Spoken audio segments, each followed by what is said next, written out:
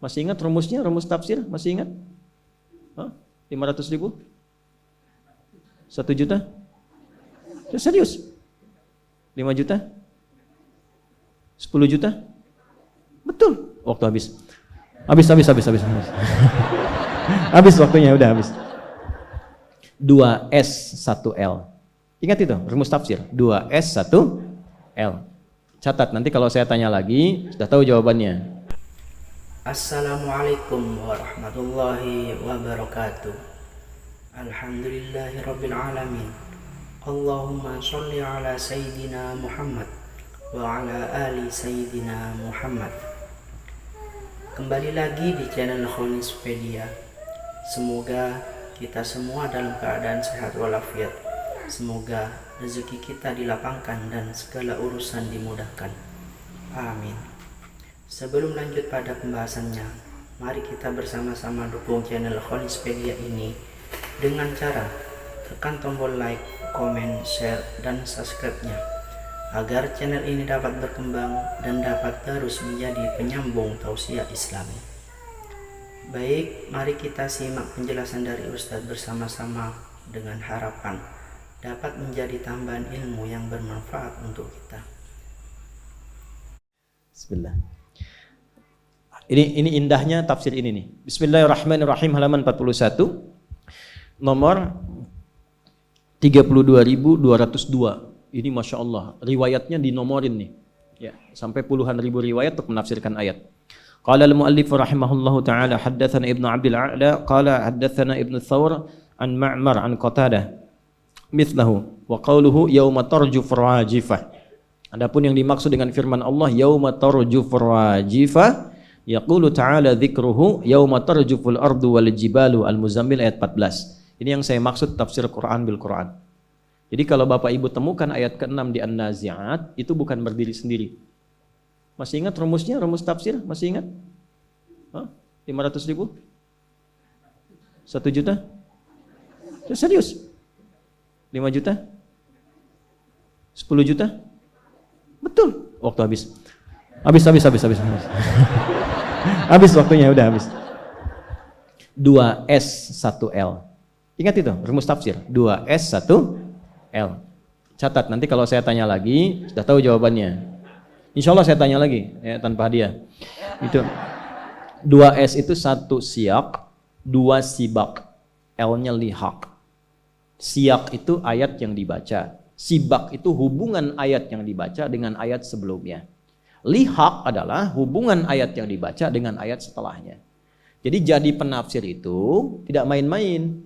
Kita baca misalnya An-Nazi'at di ayat yang ke-6, yauma tarjufu rajifah, di mana ditemukan kata yang sama, kata rajifah dan tarjufu di ayat sebelum An-Nazi'at. Cari sampai Al-Fatihah dan cari sampai An-Nas. Cari ke belakang disebut dengan sibak, cari ke depan disebut dengan lihaq. Ayat yang disebut dengan siyak. Itulah menafsirkan Al-Quran begitu. 6.236 ayat, dicari ke semua korelasinya. Itu adalah tafsir ayat dengan ayat. Jelas?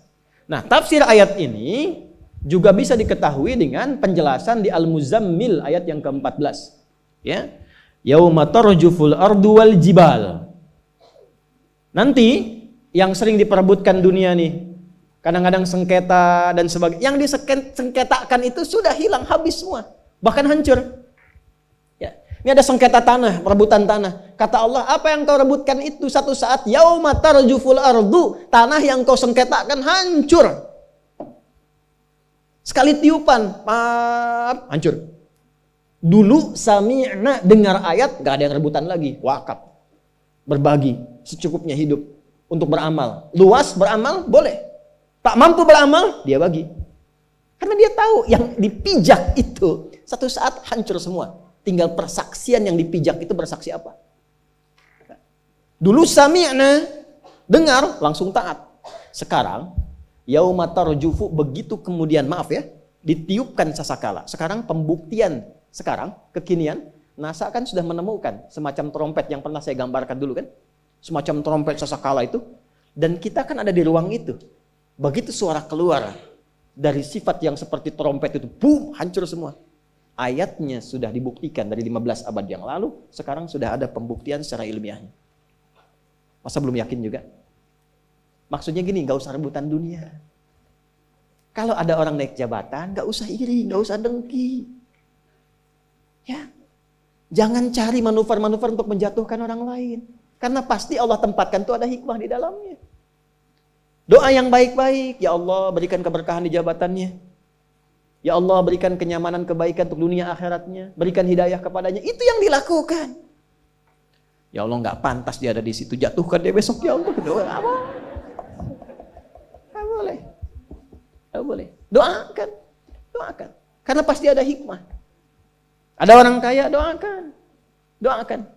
Nanti dengan doa itu kembali ke kita keberkahannya. Kalau dipandang kita mampu mengolah harta, nanti datang. Nggak percaya silahkan, datang tiba-tiba tawaran, pekerjaan apa. Demi Allah saya katakan, jaga.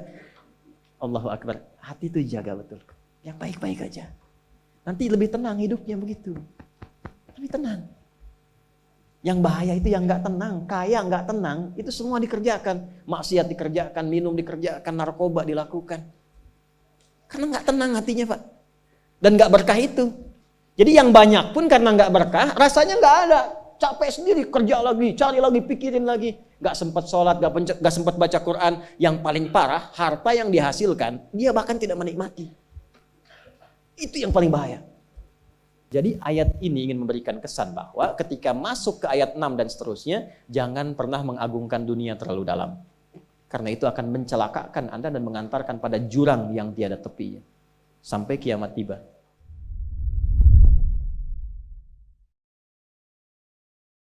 Demikian tausiah Islami yang disampaikan, semoga bermanfaat, menjadi amal yang diridhoi oleh Allah Subhanahu wa taala. Amin. Akhirul kalam. Assalamualaikum warahmatullahi wabarakatuh.